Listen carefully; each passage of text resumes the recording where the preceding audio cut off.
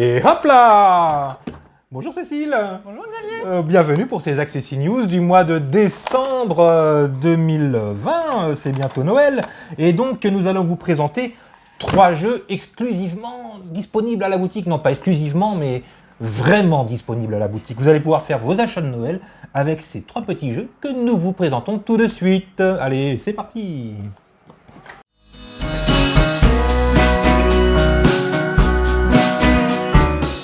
Alors on commence par Fujiflash, un jeu de cartes qui se joue de 3 à 8 joueurs pour des parties assez courtes, d'une dizaine de minutes environ. Fujiflash, dans ce jeu, le but c'est de se débarrasser de toutes ces cartes. Donc à votre tour, vous allez poser une carte devant vous, comme ça, et le but ça va être de faire tout un tour de table et que votre carte reste devant vous. Sauf que les autres joueurs, s'ils posent une carte qui a une valeur supérieure à la vôtre, et bien vous allez devoir vous défausser de cette carte et en repiocher une. Donc au final, vous aurez le même nombre de cartes dans les mains et ça ne vous avance pas plus. Donc, ce qu'il faut faire dans cette partie, c'est essayer de mettre une carte assez élevée pour pouvoir faire tout un tour de jeu, et en même temps de faire sauter les cartes des joueurs précédents. Mais les cartes élevées sont en quantité beaucoup plus inférieure que les petites cartes en fait. On se retrouve souvent à avoir des petites cartes en main, alors que le 20, il n'y en a qu'un. Exactement, des cartes 16 à 20, il n'y en a qu'une.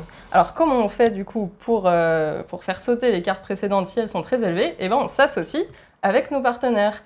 Parce que si on pose le même chiffre qu'une carte qui a déjà été jouée, par exemple vous posez un 4 et il y a Marie qui avait déjà posé un 4, eh bien on fait la somme des deux et c'est comme si vous aviez posé un 8. Donc toutes les cartes avant vous qui étaient inférieures à 8, elles sautent alors que vous avez uniquement un 4 devant vous. Voilà. En plus de ça, la première personne avec qui vous vous êtes associé, si elle finit son tour, vous défaussez votre carte également, mais sans repiocher.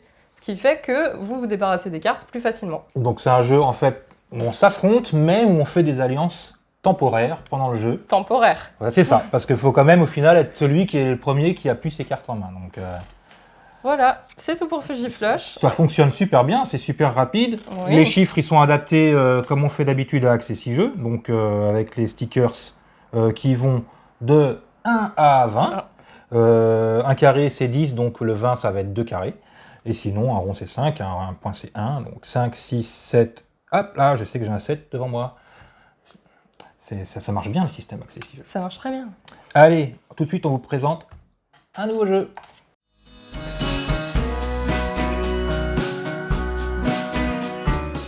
Et là, on va jouer avec le jeu Anamikoji de chez Yellow. C'est un jeu pour 2 joueurs qui aiment bien se creuser les neurones. Franchement, c'est un jeu où, en cours de partie, on fait « Ah, mais si je fais ça, il va faire ça, donc il faut que je fasse ça. Ah ouais, mais si je fais ça, il va finalement faire ça. » Bon, en gros, comment ça se passe? On va jouer avec des geishas. Oh, la bellette de jeu en braille. Ben oui, parce que les pouvoirs des cartes sont marqués en braille et en gros caractères. Il n'y a pas 50 000 choses sur cette tête de jeu, parce qu'en fait, il y a des petites tuiles qui sont des tuiles actions. Et à chaque tour, les joueurs vont jouer des tuiles actions. Donc il y a 4 tuiles par joueur, qui correspondent à 4 actions qu'on va faire pendant une manche. Au centre de la table, on va mettre des cartes avec de charmantes geishas, et elles sont toutes numérotées de 2 à 5. On va les mettre dans l'ordre sur la table, les 2, les 3, les 4, les 5. Et ici, nous avons des cartes qui correspondent à des objets, dont ces geishas sont friandes, des instruments de musique, des choses comme ça. Et c'est marrant, la geisha numéro 2, il y a 2 objets qui lui correspondent. La geisha numéro 3, il y a 3 objets. La 4, il y a 4 objets. La 5, il y a 5 objets. Un objet par carte. Donc les joueurs vont se répartir les cartes et jouer leurs fameuses 4 actions. La première action, ça va être par exemple, dans les cartes que tu as en main, tu vas faire les séparer en 2 tas. Un tas de cartes, un autre tas de cartes. Tu les montres à ton adversaire. Et ton adversaire choisit lesquelles 2 cartes il prend, lesquelles 2 cartes tu prends. Ça, c'est une action, par exemple. Après, une fois que cette action est faite, eh bien, on va mettre les objets en fonction des geishas correspondantes. Là, j'ai une carte pour la geisha numéro 4. Là, j'ai une deuxième carte pour la geisha numéro 4. Mettons que j'avais fait une paire avec ça. C'est que des 4. Et là, en face, c'est que des 4. J'ai été fourbe. Du coup, on se retrouve devant la geisha numéro 4, chacun avec 2 cartes numéro 4. Et bien dans ces cas-là, personne n'aura les faveurs de cette geisha, parce qu'il y a égalité parfaite devant la geisha.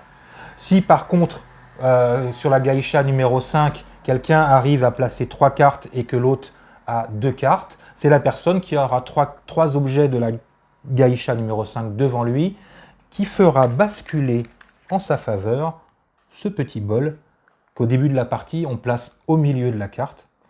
Donc chaque geisha a un bol, chaque geisha a des objets qui lui correspondent, et avec les actions qu'on joue, on va soit faire des paires, soit il y a une action, c'est on cache une carte qu'on révélera qu'à la fin, ou des choses comme ça, pour petit à petit faire basculer des bols, soit de notre côté, soit ils basculent devant notre adversaire.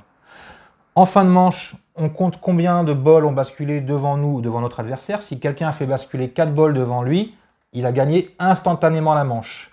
Si il n'a pas gagné 4 bols, à ce moment-là, mettons que j'en ai 3, on va compter, c'est les 3 bols qui concernent quel geisha. Si j'ai fait la 2, la 3, la 4, ça me fera 4 et 3, 7 et 2, 9, j'ai 9 points. Pas suffisant pour gagner en une manche, il faut avoir 11 points pour gagner en une manche. Donc si aucun des joueurs n'a 4 bols ou 11 points, on relance une manche, mais cette fois-ci, au début de la deuxième manche, les bols ne sont pas au centre. Ils ont déjà basculé devant quelqu'un.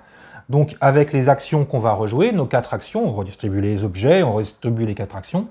Et cette fois-ci, il faudra faire attention, en fonction des geishas qu'on choisit, à qui on propose des objets, à la fois de conserver les bols qui ont déjà basculé de notre côté, ou de récupérer un bol qui nous manquerait. Par exemple, dans le cas de figure où j'ai expliqué que j'avais déjà 3 bols, je vais peut-être me concentrer sur un bol de mon adversaire pour le faire basculer à l'issue de la deuxième manche de mon côté.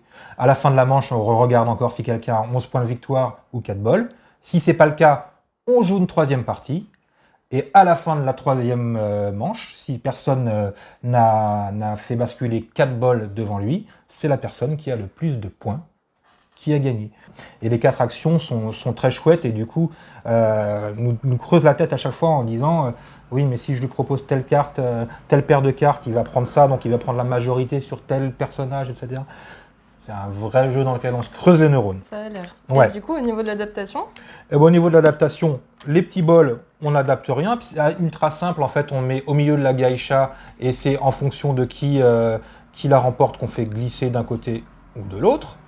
Les geishas elles-mêmes, elles ont d'un côté un nombre de points, donc là j'ai la geisha numéro 3, mais pas n'importe quel numéro 3, parce que je ne l'ai pas dit, mais il y a plusieurs numéros 2, plusieurs numéros 3. Et là j'ai la 3 fenêtre.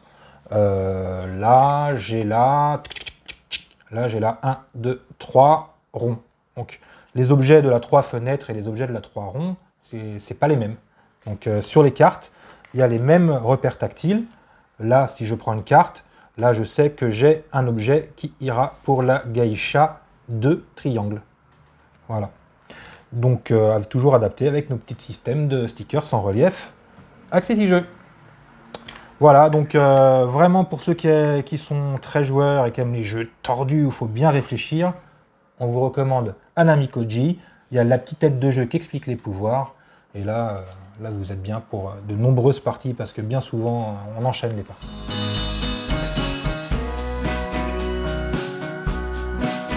Et pour finir, un cadeau de Noël pour les petits, Le Verger, édité par Abba.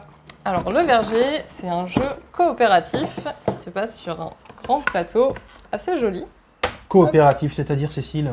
Coopératif, ça veut dire qu'on va jouer tous ensemble contre le jeu. Oh, bah ça c'est bien. Alors ça veut dire que les petits vont pas pleurer parce qu'ils perdent, on va être tous ensemble. Ouais, c'est ça, on perd tous ensemble ou surtout on gagne tous ensemble.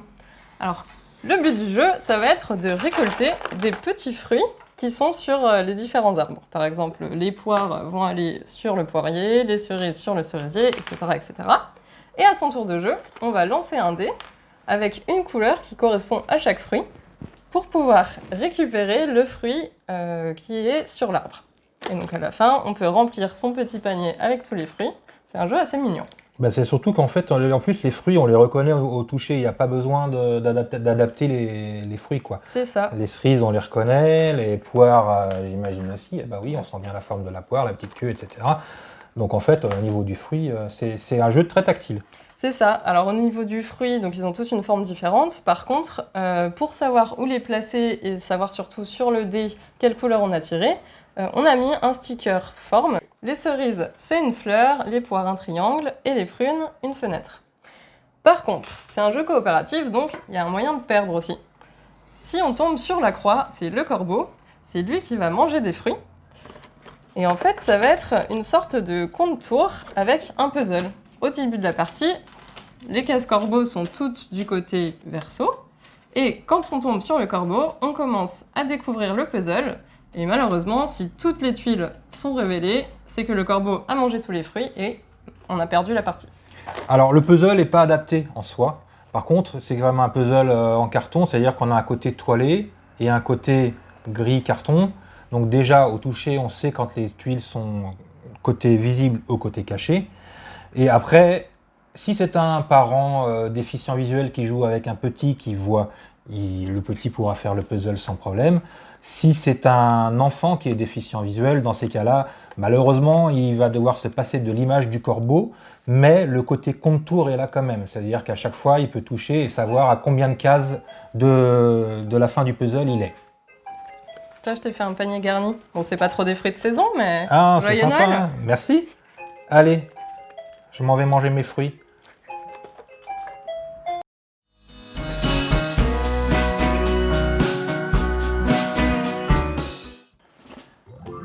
Eh bien, c'est la conclusion. Conclusion, ben, joyeux Noël, déjà. Noël. Hein. Les jeux sont disponibles sur la boutique d'Accessi Jeux, ceux-là et plein d'autres. Et ben, la prochaine, c'est l'année prochaine, alors, en fait. Ah oui, bah oui. Eh oui, Ouais. bonne année en avance. Hein. À l'année prochaine. Allez, à l'année prochaine. Mais c'est bientôt Noël! Oui. Ah oui? Non, ça se voit pas qu'on enregistre au mois d'août. Elle est vachement plus professionnelle que Marie, tu vois. Elle voit que, tu vois, Mais elle a même toujours Marie, fait y a ça. pas beaucoup de bêtises. Non, c'est vrai. Moi, il y a un peu de si, peut-être quand je dis merde et que tu me reprends. Ah oui. Tu veux dire quand vous avez fait, quand ça sent le roussi? Donc, on a mis une petite fleur. Et du coup, je viens de me rendre compte que ça ne correspond pas Ouais, au non, code ça couleur. correspond pas. Ça correspond pas au code couleur. D'accord. C'est pas grave. Ça va, tout le monde. Je le fais encore. Hein. C'est bon.